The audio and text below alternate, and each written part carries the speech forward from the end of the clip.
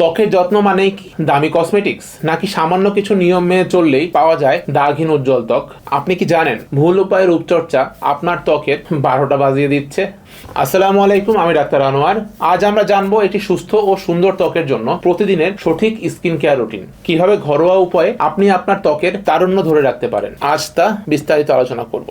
Cleansing মানে ত্বককে ভিতর থেকে পরিষ্কার করা। দিনে অন্তত 2 বার ত্বকের ধরন অনুযায়ী ফেস ওয়াশ ব্যবহার করুন। বাইরের ধুলোবালি আর ঘাম আমাদের লোমের ভিতরে যে গ্যাপটা থাকে, লোম খুব বন্ধ করে দেয় এবং ব্রণ তৈরি করে।